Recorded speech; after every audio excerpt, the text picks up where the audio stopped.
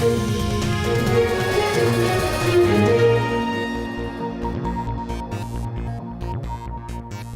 and welcome to Rajya Sabha TV. I'm Tina Jha with News Tonight, where we get you the day's biggest news stories from across India and around the world. The big story tonight, Prime Minister Narendra Modi addressed the annual session of the Confederation of Indian Industry on Tuesday. Set up in 1895, the industry body has completed 125 years. In his address, Prime Minister Modi said he was confident that India will tide over the COVID-19 pandemic. Also talking about the government's measures to make the nation self-reliant, the Prime Minister said these efforts will bring the economy back on track. Prime Minister Modi addressed the annual session of the Confederation of Indian Industry through video conferencing on Tuesday. Sharing his vision of getting growth back with representatives of corporate India, he reiterated that products need to be made in India and made for the world. He also underscored 5 significant things for Atmanirbhar Bharat. Yes, we will definitely get our growth back. आप लोगों में से कुछ लोग सोच सकते हैं कि संकट की इस घड़ी में मैं इतने कॉन्फिडेंस से ये कैसे बोल सकता हूं। मेरे इस कॉन्फिडेंस के कई कारण हैं। मुझे भारत की कैपेबिलिटीज और क्राइसिस मैनेजमेंट पर बहुत भरोसा है। मुझे भारत के टैलेंट और टेक्नोलॉजी पर भरोसा है। मुझे भारत के इनोवेशन और इंटेलेक्ट पर भरोसा है। मुझे भारत के फार्मर्स, एसएमईज, एंटरप्रेन्योर्स पर भरोसा है और मुझे भरोसा है इंडस्ट्री के लीडर्स पर, आप सभी पर। इंटेंट, इंक्लूजन, इन्वेस्टमेंट, इंफ्रास्ट्रक्चर और इनोवेशन।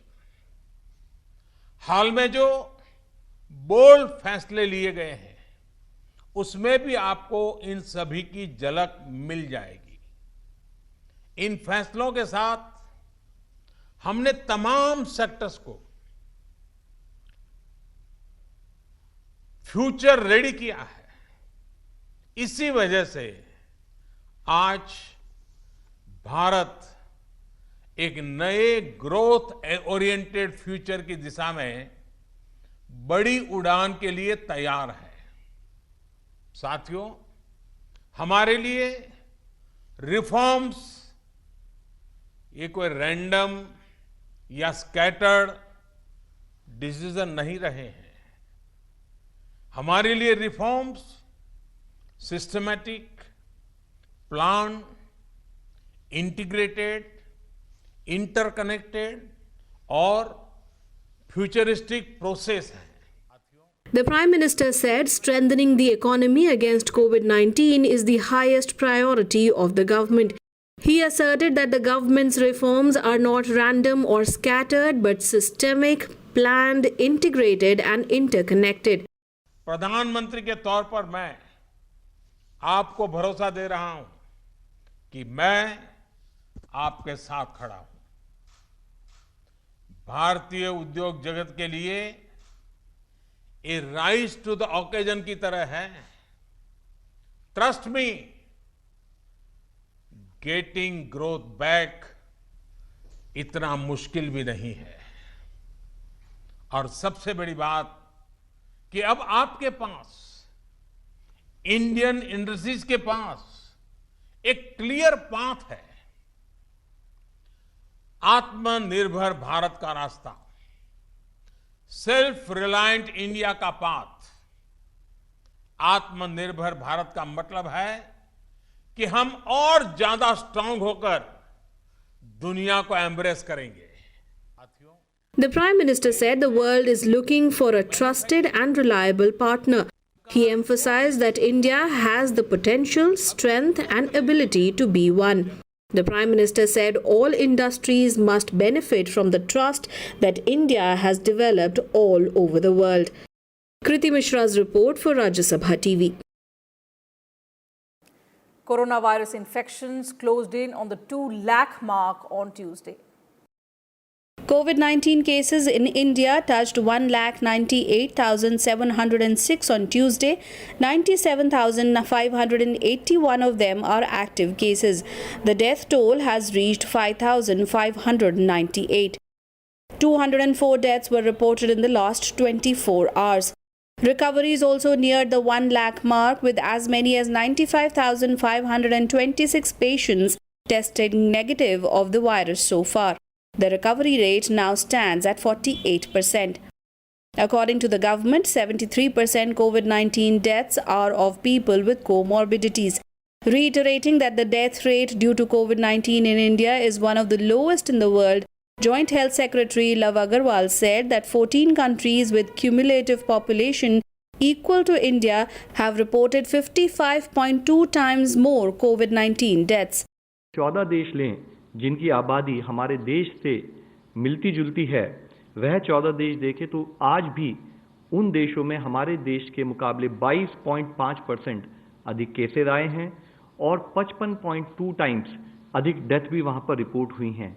तो यह हमें समझना बहुत ज़रूरी है कि अगर हम देखें कि कंटिन्यूस एफर्ट जो फील्ड पर रहे हैं, either in terms of surveillance और in terms of contact tracing, या हम कैसे अर्ली केस आइडेंटिफिकेशन पर फोकस करें और साथ में जो केस पॉजिटिव आए उसको हम क्लिनिकली कैसे तरीके से मैनेज करें, उन एफर्ट्स के तहत हम पा रहे हैं कि जैसे कि 15 अप्रैल में अगर देश का केस फैटेलिटी रेट करीब 3.3% था, वह घटा 3.25% हुआ, घटते घटते 3.15% और अब वह घटकर 2.82% हो चुका है। According to ICMR, India is in a much better position than other countries and is conducting a serological survey to understand the spread of the disease. At least 1.2 lakh samples are being tested on an average each day in 476 government and 205 private labs. अभी हम कोई peak से हम बहुत दूर हैं। हमारा जो प्रिवेंटिव मेजर्स रहे हैं इस डिजीज़ को कर्टेल करने के लिए, वो बहुत ज़्यादा इफ़ेक्टिव हैं और कंट्रीज़ के कंपैरिजन में हम अब भी बहुत बेटर पोजीशनड हैं। और देशों के कंपैरिजन में वेयर डू वी स्टैंड, तो उसके लिए आईसीएमआर एक सीरो सर्वे कर रहा है जिसमें ऑलमोस्ट 34,000 इंडिविजुअल्स टेस्ट हो रहे हैं और वो स्टडी अभी चल रही है। By the end of this week और अर्ली नेक्स्ट वीक वो फाइनल रिजल्ट्स पब्लिक डोमेन में आ जाएंगे।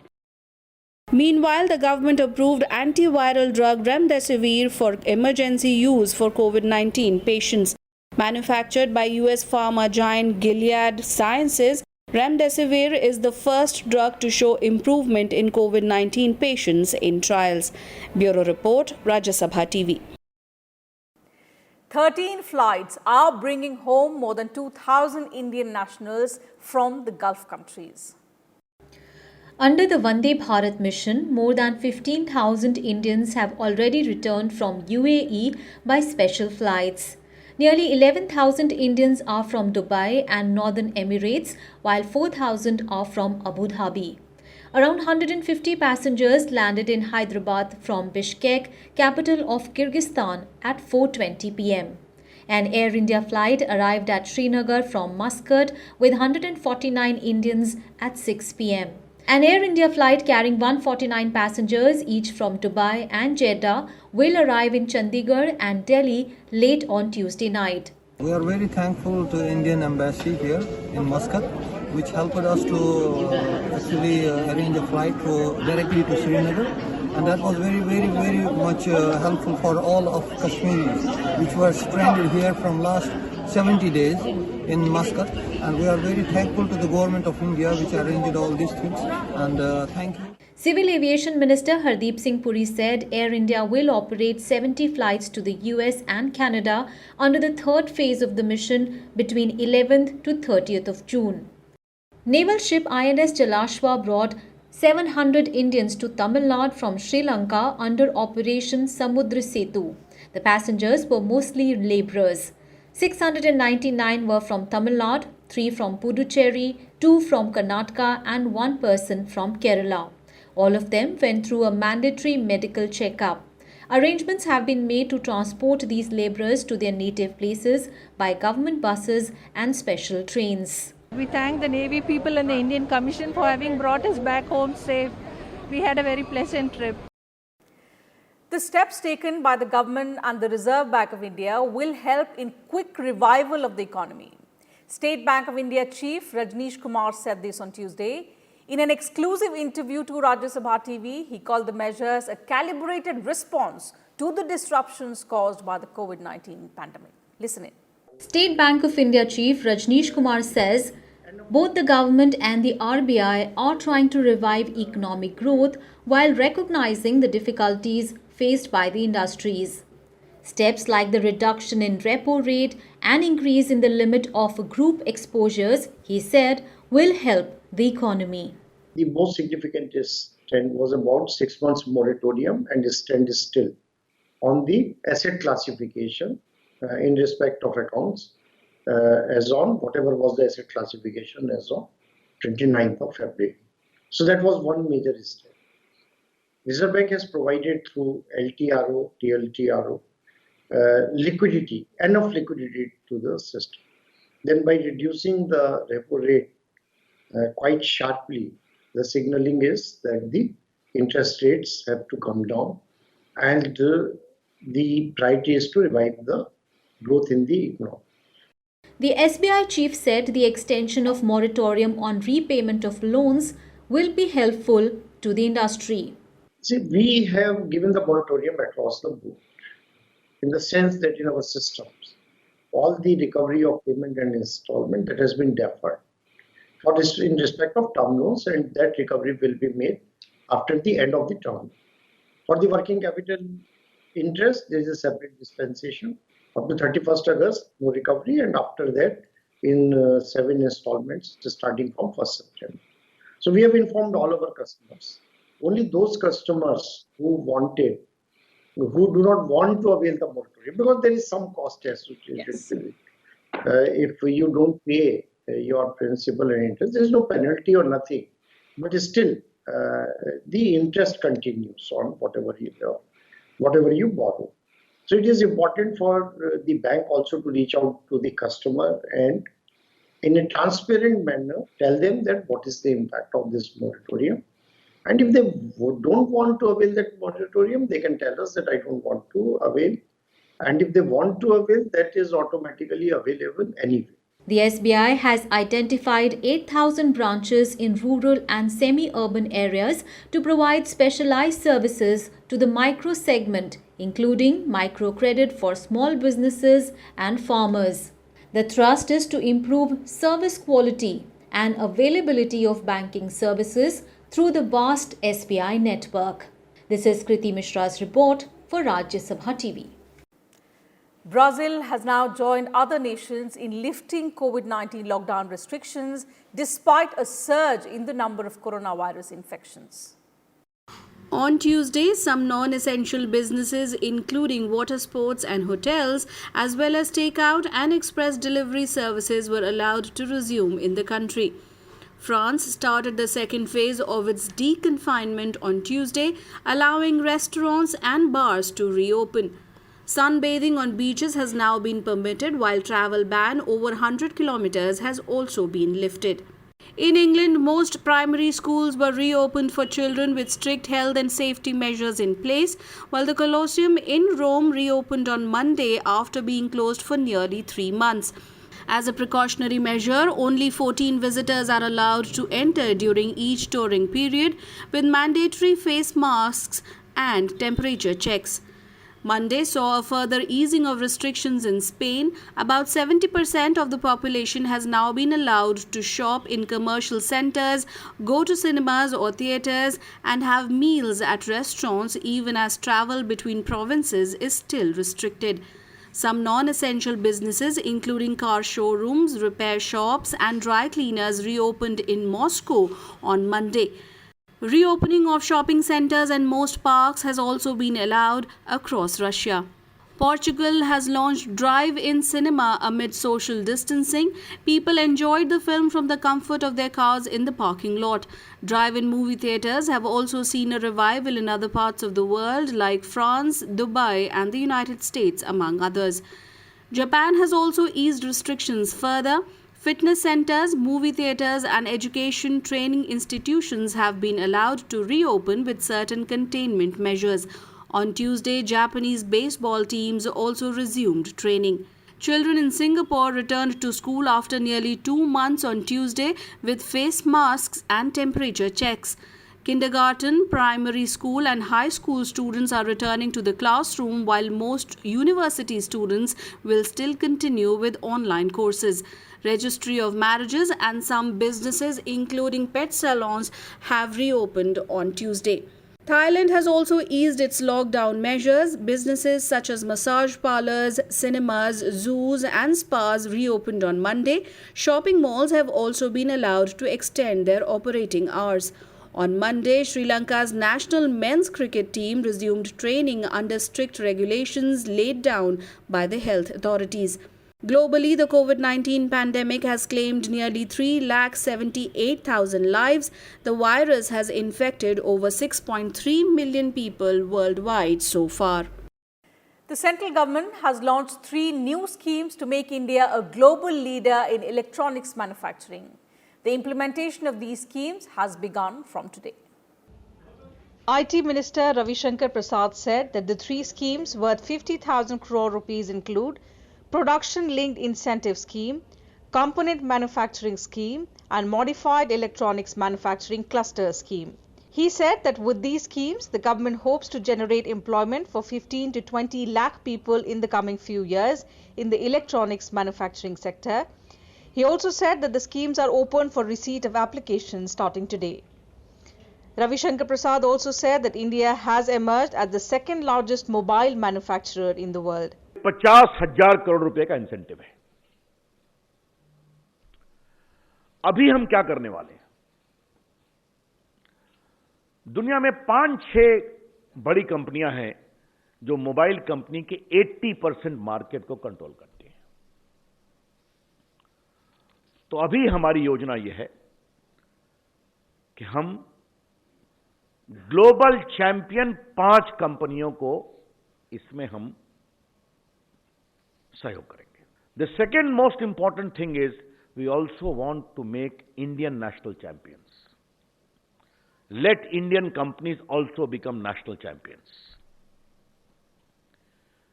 And the global and the local will work together to make India a good manufacturing, a talented country supporting the global chain. The India Meteorological Department has warned that the cyclonic storm Nisarg, which has turned into a depression in the Arabian Sea, will hit Maharashtra and Gujarat on the 3rd of June. Cyclone Nisarg, which is headed towards the Maharashtra and Gujarat coasts, is likely to intensify into a severe cyclonic storm in the next 12 hours and is expected to make landfall close to Mumbai on June 3rd. IMD has issued an orange alert for Mumbai and Thane and a red alert for Palghar, Nashik, Dhule, Nandurbar and Raigad districts. This cyclonic storm could be the first tropical cyclone in over a century to hit Maharashtra in the month of June. It is very likely to cross North Maharashtra and adjoining South Gujarat coasts between Harihareshwar and Daman, close to Alibag in Raigad district in Maharashtra, during the afternoon on June 3rd as a severe cyclonic storm with a maximum sustained wind speed of 100 to 110 km per hour, gusting to 120 km per hour. Gale winds with speed up to 100 km per hour is very likely along and off Valsad and Navsari districts of Gujarat, Daman and along and off the northeast Arabian Sea. IMD has sounded a red warning for the coastal areas and also issued an orange alert for Kerala, asking the state to be prepared for flood-like situation in some districts. Ahead of the cyclone warning, more than 30 teams of the National Disaster Response Force have been deployed in Maharashtra and Gujarat. Coast Guard ships and aircraft are continuously advising and relaying weather warnings to fishermen and merchant vessels out at sea off the coast of Maharashtra, Goa and Gujarat. Besides weather cautioning, Coast Guard ships are also engaged in shepherding the fishing boats to safety. In a relief to people living near the shore, the IMD on Tuesday indicated the cyclone may not make a landfall on the Gujarat coast. However, it will have an impact in the form of gusty winds coupled with heavy rainfall in the coastal belt. As a precautionary measure, the district administrations of Valsad and Navsari have started shifting people living near the coast to safer places. In all, nearly 20,000 people will be shifted from both districts. The IMD also issued a warning of heavy rainfall and rough sea conditions for fishermen and coastal authorities in Kerala, Karnataka, Maharashtra, Goa and Gujarat. Also, we are expecting the tidal wave of about 1 to 2 meters above the astronomical tide to inundate the low-lying areas of Thane, Raigad and Mumbai. Prime Minister Narendra Modi also took stock of the situation in the wake of the cyclone conditions in parts of India's western coast. In a Twitter message, the Prime Minister prayed for everyone's well-being. He also urged people to take all possible precautions and follow safety measures.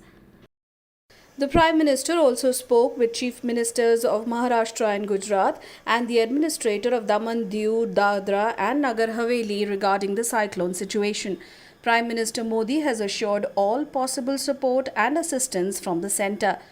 Meanwhile, Cabinet Secretary Rajiv Gauba also chaired the second meeting of the National Crisis Management Committee to review the preparedness of states and central ministries and agencies to deal with the cyclonic storm Nisarg.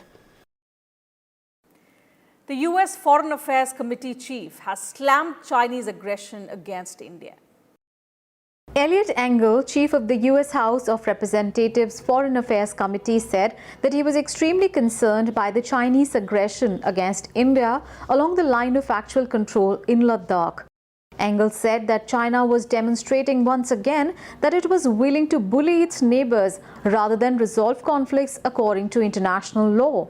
He urged Beijing to respect norms and use diplomacy and existing mechanisms to resolve its border questions. Indian and Chinese troops have been facing off along the de facto border in Ladakh since early May, after Chinese troops intruded into the Indian territory. However, both India and China have rejected a third-party intervention in their border dispute, including an offer from US President Donald Trump himself. India has said it is in talks with China to deal with the military standoff. And protests across America over the death of a black man, George Floyd, in police custody entered the 7th day on Tuesday. At least 40 cities imposed curfews. The National Guard was activated in 23 states and Washington, D.C. President Donald Trump on Monday threatened to send in the military to put down the civil unrest. In a brief address from the White House Rose Garden, Trump said all Americans are rightly sickened and revolted by the brutal death of George Floyd, but he said that Floyd's memory must not be drowned out by an angry mob. Trump called the scenes of looting and violence a total disgrace. I am taking immediate presidential action to stop the violence and restore security and safety in America. I am mobilizing all available federal resources, civilian and military, to stop the rioting and looting, to end the destruction and arson, and to protect the rights of law-abiding Americans, including your Second Amendment rights. Therefore, the following measures are going into effect immediately. Just ahead of Trump's address, protesters outside the White House were dispersed with tear gas, flash grenades and rubber bullets. In violent protests, 4 policemen were shot and injured in Missouri, and 2 people were reported killed amid unrest in Chicago. In New York, the iconic department store Macy's was broken into and a Nike store was looted. Other shop fronts and bank windows were smashed. The protest started after a video showed 46-year-old Floyd being arrested in Minneapolis on 25th of May and a white police officer continuing to kneel on his neck even after he pleaded that he could not breathe. The officer has been charged with third-degree murder. 3 other police officers have been fired. The Floyd case has reignited deep-seated anger over the police killings of Black Americans and racism. Telangana celebrated its 6th Formation Day on Tuesday. The festivities were low-key in view of the COVID-19 pandemic. Chief Minister K. Chandrasekhar Rao pledged that his government will continue to work for the all-round development of the state. President Ramnath Kovind, Vice President M. Venkaiah Naidu and Prime Minister Narendra Modi extended their greetings to people of the state on the occasion. India's youngest state, Telangana, turned 6 on Tuesday. Chief Minister K. Chandrasekhar Rao marked the day by paying homage at the Telangana Martyrs Memorial in front of the state legislature, remembering those who sacrificed their life for the cause of separate statehood. Later, he unfurled the national flag at Pragati Bhavan, the Chief Minister's camp office cum official residence. Greeting people on their statehood day, President Ramnath Kovind said, "The entire nation is proud of the rich history of Telugu culture and literature." The President also telephoned Telangana Chief Minister and conveyed his greetings. Vice President M. Venkaiah Naidu described Telangana as the state that has long been a meeting place for diverse languages and cultures. In a Twitter message, he wrote, "Representing India's composite culture and pluralism, the state has been making immense contribution to the development of the country in different spheres. My best wishes for a prosperous, peaceful and happy Telangana." Prime Minister Narendra Modi also hailed the contribution of the people of Telangana, saying they are excelling in a wide range of sectors. He said the state is making valuable contributions to the growth of India.